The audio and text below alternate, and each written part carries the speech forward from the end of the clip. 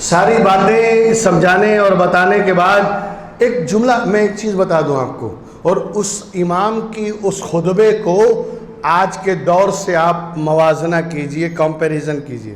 امام نے اپنے ساری باتیں ان کے سامنے رکھی، اپنے فضائل بیان کیے، اپنے مناقب بیان کیے، اپنا مرتبہ بیان کیا، اپنا درجہ بتایا اور رسول سے اپنی نسبت بتائی۔ سب کچھ بتانے کے بعد امام نے ایک جملہ کہا، وہی جملہ قانون ہے۔ جانتے ہو کیا کہا امام نے؟ میں جانتا ہوں میری نیک باتیں تمہارے سینے میں نہیں اتریں گی، تلاش کرو روزی میں کس راستے سے حرام آیا۔ اس لیے کہ آج کل تو حلال اور حرام کی تمیز ختم ہو گئی، سب سے زیادہ بیاج خور مسلمانوں میں پیدا ہو گئے۔ سارے غلط دندے، سارے غلط تجارت، حرام تجارت مسلمان کر رہا ہے، اور وہی حرام تجارت کرنے والا نیاز کرے، کھانے والوں کی لائن دیکھو، یہ بھی نہیں سوچا کہ لایا کہاں سے۔ یہ حرام کمائی سے نیاز کر رہا ہے، وہ کھانا بھی حرام ہے۔ نیاز کرنے سے حرام حلال نہیں ہو جائے گا، بلکہ اور نیاز کرنے والا گنہگار ہوگا۔ کبھی کسی کے بارے میں نہیں سوچتے کہ بھئی یہ اس کا دھندا کیا ہے، اس کے وہاں کھانا بھی چاہیے کہ نہیں کھانا چاہیے، پانی بھی پینا چاہیے اس کے وہاں کہ نہیں، کھا رہے ہیں۔ وہی حرام طریقے سے جو لقمہ جاتا ہے اس نے ہمارے سینے میں اندھیرا کر دیا۔ اب کوئی اچھی باتیں سینے میں اترنے والی نہیں ہے۔ یہ امام نے کہا ہے، میں نہیں کہہ رہا ہوں، امام نے کہا۔ امام کا آواز لگانا تھا کہ حضرت حر کی حالت خراب ہو گئی، جو ابھی تک یزیدی لشکر میں کھڑے تھے، یزیدی سپہ سالار تھے، مگر جیسے ہی امام نے آواز لگائی پسینہ چھوٹ گیا حضرت حر کو، اب برداشت سے باہر ہو گیا، فوراً گھوڑے کو ایڑ لگائی اور امام کے گھوڑے کے پیچھے پیچھے روانہ ہو گیا۔ یہ بھوکے کھانے والوں میں شامل ہوتے ہیں، پیاسے پینے والوں میں جاتے ہیں، جن کے پاس ہتھیار نہیں وہ ان کے گروپ میں جاتے ہیں، جن کے پاس ہتھیار ہے، پاور ہے، شکتی ہے۔ مگر یہاں تو معاملہ الٹا ہے، کھانے والا بھوکوں میں آ رہا ہے، پینے والا پیاسوں میں آ رہا ہے۔ اور اسی بات کو شاعر نے اس انداز میں کہا، یہ نعرہ حر کا تھا جس وقت فوج شام سے نکلا کہ دیکھو یوں نکلتے ہیں جہنم سے خدا والے، کہ دیکھو یوں نکلتے ہیں جہنم سے خدا والے۔ ہزاروں میں 72 تن تھے تسلیم و رضا والے، حقیقت میں خدا ان کا تھا اور یہ تھے خدا والے۔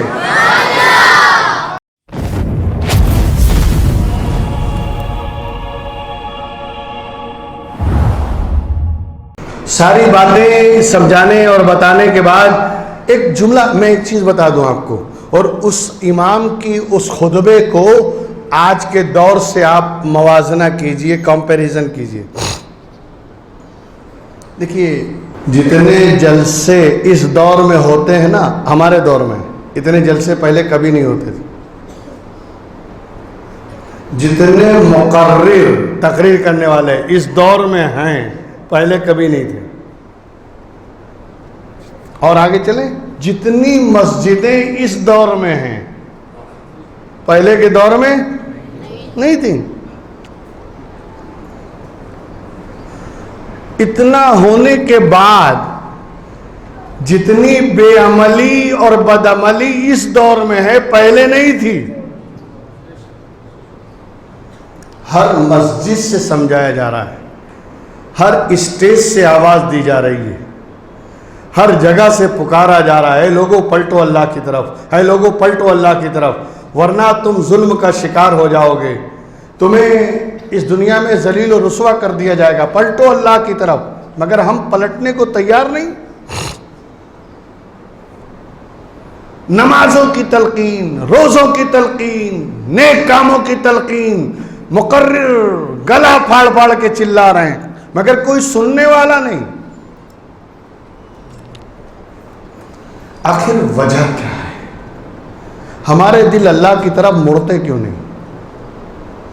اتنا کہنے اور سننے کے بعد، ارے اتنا بڑا کورونا آ کے چلا گیا، ہم نے ٹپا ٹپ لوگوں کو مرتے ہوئے دیکھا، پھر بھی خدا یاد نہیں آ رہا ہے. ہم نے موت کا رقص دیکھا ہے، ہاسپٹل میں لائن لگائے ہوئے لوگوں کو دیکھا ہے، آکسیجن کے بغیر تڑپتے ہوئے زندہ انسانوں کو دیکھا ہے، پھر بھی خدا یاد نہیں آ رہا ہے. ابھی بھی وہی مستی ہے، ابھی بھی وہی، یعنی وہی رفتار ہے، وہی رفتار بے ڈنگی پرانی تھی سو اب بھی ہے. آخر وجہ کیا ہے؟ ہمارے دل اتنا سننے کے بعد بھی دل میں اللہ کا ڈر یا عشق مصطفیٰ پیدا کیوں نہیں ہوتا؟ وجہ کیا ہے؟ اس وجہ پہ غور کرو. اور وہ وجہ امام نے اپنے خطبے میں وہاں بتائی تھی. امام نے اپنے ساری باتیں ان کے سامنے رکھی، اپنے فضائل بیان کیے، اپنے مناقب بیان کیے، اپنا مرتبہ بیان کیا، اپنا درجہ بتایا اور رسول سے اپنی نسبت بتائی. سب کچھ بتانے کے بعد امام نے ایک جملہ کہا، وہی جملہ قانون ہے. جانتے ہو کیا کہا امام نے؟ میں جانتا ہوں میری نیک باتیں تمہارے سینے میں نہیں اتریں گی، اس لیے کہ تمہارے پیٹ میں حرام اتر چکا ہے. امام نے اچھی اور نیک باتیں اس سینے میں کبھی نہیں اتریں گی جس کے پیٹ میں حرام اتر چکا ہو. تلاش کرو روزی میں کس راستے سے حرام آیا. اس لیے کہ آج کل تو حلال اور حرام کی تمیز ختم ہو گئی. سب سے زیادہ بیاس خور مسلمانوں میں پیدا ہو گئے. سارے غلط دندے، سارے غلط تجارت، حرام تجارت مسلمان کر رہا ہے. اور وہی حرام تجارت کرنے والا نیاز کرے، کھانے والوں کی لائن دیکھو، یہ بھی نہیں سوچا کہ لایا کہاں سے. یہ حرام کمائی سے نیاز کر رہا ہے، وہ کھانا بھی حرام ہے. نیاز کرنے سے حرام حلال نہیں ہو جائے گا، بلکہ اور نیاز کرنے والا گنہگار ہوگا. لیکن کوئی نہیں سوچتا، کھانے پہنچ گئے ہیں، کھا رہے ہیں. ایک حرام لقمہ 40 دن کی عبادت کا نور ختم کر دیتا ہے. ایک حرام لقمہ. اور جو پیٹ بھر کے کھائے اور پھر جو روزانہ کھاتا ہی رہے تو پھر اس کے سینے میں اچھی باتیں کیسے اتریں گی؟ طریقت میں، شریعت کے بعد جو طریقت ہے، طریقت میں سب سے پہلی شرط اور پہلی سیڑھی، پہلا زینہ یہی ہے، عقل حلال، صدق مقال. حلال کھاؤ، سچ بولو. آج حلال لقمے سے ہم دور ہوتے جا رہے ہیں. کبھی کسی کے بارے میں نہیں سوچتے کہ بھئی یہ اس کا دھندا کیا ہے، اس کے وہاں کھانا بھی چاہیے کہ نہیں کھانا چاہیے، پانی بھی پینا چاہیے اس کے وہاں کہ نہیں. کھا رہے ہیں. وہی حرام طریقے سے جو لقمہ جاتا ہے اس نے ہمارے سینے میں اندھیرا کر دیا. اب کوئی اچھی باتیں سینے میں اترنے والی نہیں. یہ امام نے کہا ہے، میں نہیں کہہ رہا ہوں. امام نے کہا اس لیے کہ میری اچھی باتیں تمہارے سینے میں نہیں اتریں گی کیونکہ تمہارے پیٹ میں حرام اتر چکا ہے. خیر، امام سمجھا کے واپس آئے، مگر عمرو ابن سعد نے کہا، اے امام، ہم آپ کے فضائل، مناقب اور آپ کی باتیں سننے کے لیے نہیں آئے ہیں. دو ہی بات ہے، یا تو بیعت کرو یا جنگ کرو. امام نے کہا ٹھیک ہے. واپس آئے. آنے کے بعد خیمے تک آئے, پھر امام واپس گئے. پھر یزیدی لشکر کے پاس واپس گئے امام, اور جانے کے بعد کہتے ہیں حل من ناصر ینصرنا, حل من ناصر ینصرنا, اس لشکر میں ہے کوئی مددگار جو ہماری مدد کرے؟ ہے کوئی ایسا جو ہمارا مددگار ہو؟ امام کا آواز لگانا تھا کہ حضرت حر کی حالت خراب ہو گئی, جو ابھی تک یزیدی لشکر میں کھڑے تھے, یزیدی سپہ سالار تھے, مگر جیسے ہی امام نے آواز لگائی پسینہ چھوڑ گیا حضرت حر کو, اب برداشت سے باہر ہو گیا, فوراً گھوڑے کو ایڑ لگائی اور امام کے گھوڑے کے پیچھے پیچھے روانہ ہو گیا, چھوڑ دیا لشکر کو. کربلا کی تاریخ میں ایک واقعہ ایسا بھی ہونا ضروری تھا تاکہ دنیا دیکھ لے کہ بھوکے کھانے والوں میں جاتے ہیں, پیاسے پینے والوں میں جا کے شامل ہو جاتے ہیں. حکومت کے لالچی منسٹری گورنمنٹ میں غداری کر رہے ہیں, دیکھ رہے نا, پاور والے کے پاس چلے گئے, یہ پارٹی چھوڑا اس پارٹی میں چلے گئے, یہ دل بدلا اس دل میں چلے گئے. یہ بھوکے کھانے والوں میں شامل ہوتے ہیں, پیاسے پینے والوں میں جاتے ہیں. جن کے پاس ہتھیار نہیں وہ ان کے گروپ میں جاتے ہیں, جن کے پاس ہتھیار ہے, پاور ہے, شکتی ہے. مگر یہاں تو معاملہ الٹا ہے, کھانے والا بھوکوں میں آ رہا ہے, پینے والا پیاسوں میں آ رہا ہے. اور اسی بات کو شاعر نے اس انداز میں کہا, یہ نعرہ حر کا تھا جس وقت فوج شام سے نکلا کہ دیکھو یوں نکلتے ہیں جہنم سے خدا والے, کہ دیکھو یوں نکلتے ہیں جہنم سے خدا والے. ہزاروں میں 72 تن تھے تسلیم و رضا والے, حقیقت میں خدا ان کا تھا اور یہ تھے خدا والے.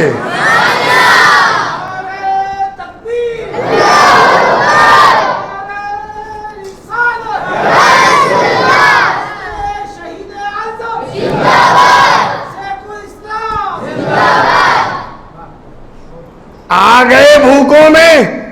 حضرت حر پیچھے پیچھے آئے. حضرت امام نے جب خیمے کے پاس مڑ کر دیکھا تو دیکھا حر چلے آ رہے ہیں. میں نے عالم تصور میں, عالم خیال میں بارگاہ امام میں عرض کیا, حضور یہ جنہوں نے آپ پہ پانی بند کر دیا ہے یہ آپ کی مدد کرنے والے ہیں؟ آپ ان سے مدد مانگ رہے ہیں؟ ان میں کوئی ہے مدد کرنے والا؟ یہ مدد کریں گے جو آپ کی بات سننے کو تیار نہیں, ان سے آپ مدد کی توقع رکھتے ہیں. جواب آیا, نادان تو نہیں جانتا, میں پیغمبر کا جانشین ہوں, میں نبی کا جانشین ہوں. میرا نبی عالم غیب تھا نا, میں بھی عالم غیب ہوں. تیری نگاہ نہیں دیکھ رہی ہے مگر میری نگاہ دیکھ رہی ہے کہ ایک جنتی جہنمیوں میں کھڑا ہے, اور وہ نکلے گا تو میری آواز پہ نکلے گا. اسی لیے میں پکارنے گیا, باہر آ جا, اور دیکھ آیا کہ نہیں آیا نا واپس. اسی جنتی کو نکالنے گیا تھا. خیر آئے, اور اس کے بعد حضرت حر, چونکہ سب جب امام جا رہے تھے تو راستے میں حر نے تو گھیرا تھا اور 3 دن موقع دیا تھا آپ نکل جاؤ, لیکن امام نکل نہیں سکے, گھوم پھر کے وہیں واپس آ گئے. میں نے واقعہ بتایا تھا, وہ حضرت حر ہی تھے. تو حر نے کہا, اے امام میں نے آپ کو روکا, میں آپ کو گرفتار کرنے آیا, راستے میں نے روکا, پھر یعنی مطلب ساری جڑ میں اپنے آپ کو گنہگار سمجھ رہا ہوں, آپ مجھے معاف کر دیں. امام نے کہا کوئی بات نہیں, میری آواز پہ لبیک کہہ کے تم باہر آئے اور ہمارے مددگار کی حیثیت سے آئے. اے حر اتنا ہی کافی ہے تمہاری معافی کے لیے. اور تم نے کوئی غلط نہیں کیا, تم نے اپنی ڈیوٹی بجائی اور پھر ہمیں موقع بھی دیا کہ ہم یہاں سے نکل جائیں, مگر تقدیر الہی کچھ اور تھی, ہم نکل نہ سکے, ہم واپس وہیں آ گئے. لہٰذا اے حر اس میں تمہاری کوئی غلطی نہیں. لیکن حضرت حر نے کہا نہیں حضور مجھے معاف کر دیں. کم کیسی معافی مانگ رہے ہو, میرے دل میں کوئی بات نہیں ہے, تم میری آواز پہ لبیک کہہ کے باہر آئے اتنی کافی ہے. کہا نہیں امام, میں اس وقت تک مطمئن نہیں ہو سکتا جب تک آپ اپنی طرف سے سب سے پہلے مجھے میدان میں جانے کی اجازت نہ دیں. حضرت امام نے کہا ٹھیک ہے, اگر تمہارے دل میں یہی بات ہے تو میری طرف سے اجازت ہے, جاؤ پہلے تم ہی چلے جاؤ. اب حضرت حر میدان میں پہنچے اور انہوں نے جا کے جو اپنے جوہر دکھائے وہاں پر یزیدیوں کے پشتے لگا دیے اور بھگدڑ مچ گئی کہ یہ تو اپنی پارٹی تھی, ادھر کیسے چلے گئی, یہ اپنا آدمی تھا, ادھر کیسے چلا گیا. بہرکیف حضرت حر نے بڑی جواں مردی کے ساتھ مقابلہ کیا اور جب زخموں سے چور ہو گئے اور گھوڑے سے جب گرے ہیں حضرت حر, وہیں سے پکارا واہ حسینہ واہ حسینہ, اے امام حسین خبر لیجیے اپنے اس غلام کی. حضرت امام لپک کے میدان میں جاتے ہیں اور جا کر حضرت حر کو اٹھا کے لاتے ہیں. زخموں سے چور ہیں, زخموں سے خون بہ رہا ہے. حضرت امام نے لا کے زمین پہ لٹایا اور اپنے زانوں پہ سر رکھ کر حضرت حر کا چہرہ صاف کرنے لگے. ابھی چہرہ صاف کیا ہی تھا کہ حر نے آنکھیں کھولی, سامنے حسین کا چہرہ ہے, نائب رسول کا چہرہ ہے, آل رسول کا چہرہ ہے. حضرت حر نے آنکھیں کھولی اور آنکھیں کھولنے کے بعد کہا اے امام اب تو آپ نے مجھے معاف کر دیا نا, اب تو آپ نے مجھے معاف کیا نا, میں نے آپ کی خاطر جان دے دی سرکار, میں نے آپ کے قدموں پہ اپنی جان نچھاور کر دی, اب تو آپ مجھ سے راضی ہیں, اب تو آپ مجھ سے خوش ہیں. اس پر امام آپ دیدہ ہو گئے. کہا اے حر, حر کے معنی آزاد ہیں, میں تمہیں کہتا ہوں تم دنیا میں بھی آزاد ہو, آخرت میں بھی آزاد ہو.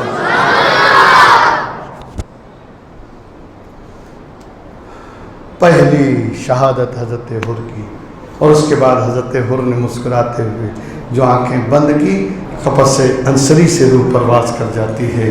انا للہ و انا الیہ راجعون. اب اس کے بعد سلسلہ شروع ہوا, کبھی مسلمین اور سجا جاتے ہیں, تو کبھی ابو بکر ابن علی, تو کبھی عمر ابن علی, تو کبھی فلاں ایک سے جتنے احباب تھے پہلے ایک ایک کر کے میدان میں جاتے رہے اور جا کر جام شہادت نوش کرتے رہے, جام شہادت پیتے رہے.